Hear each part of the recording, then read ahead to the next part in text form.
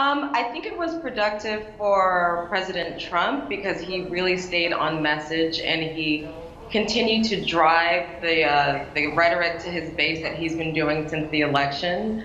I think most Americans, the American audience, was very surprised that President Buhari did not take President Trump to task for some of the derogatory comments that he's made about Nigeria in particular and African countries in general.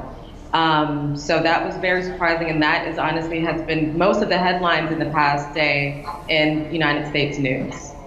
All right, let's talk about the deal signed there. You remember what happened in 2016 when the president went to Paris and signed the Climate Change Pact and came back and there were issues of coal and he said he never knew that was part of what was signed.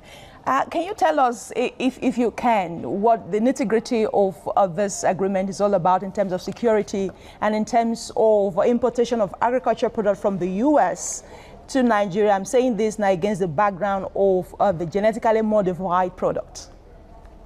Well, President Trump made it clear yesterday that that the production of our agricultural products, he really wants to break down the trade barriers between the United States and Nigeria. And he made that very clear in his comments yesterday. You know, he said it to American audiences outside of the meeting yesterday that Nigeria receives quite a bit in aid, and he would like to create a level playing field, meaning that in response to the aid, he would like to break down the trade barriers that have been put in place so that the United States can export our agricultural products to Nigeria.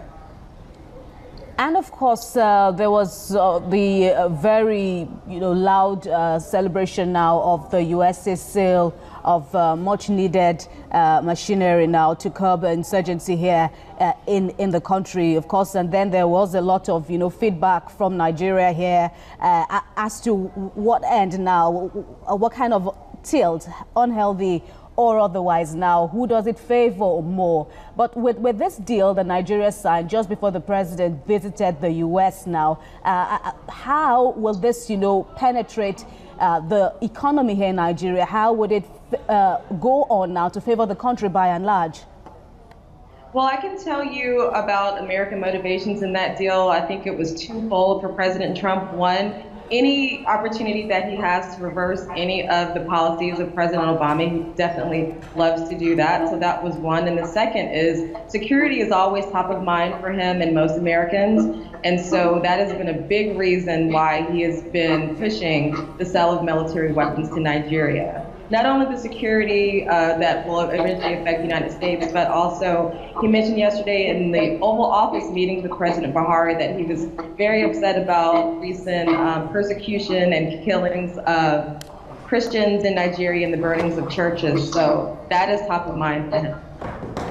All right, Rasheedah, let's talk quickly about a subtle statement made by President Trump yesterday, talking about creating a level playing field and asking for some conditions to be met, or perhaps to use the word maybe demand.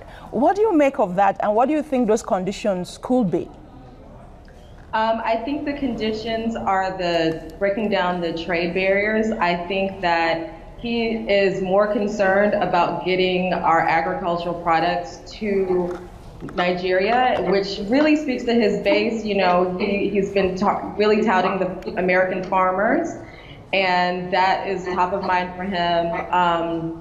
Also, I know that President Buhari brought up crude oil, but President Trump has been preaching since he was candidate Trump that the United States should not be dependent at all on foreign oil. So I think that may have been a non-starter for him. All right, Rasheedah Thomas, international affairs analyst, joining us from Washington, D.C. in the U.S. Thanks a lot for your time. Thank you.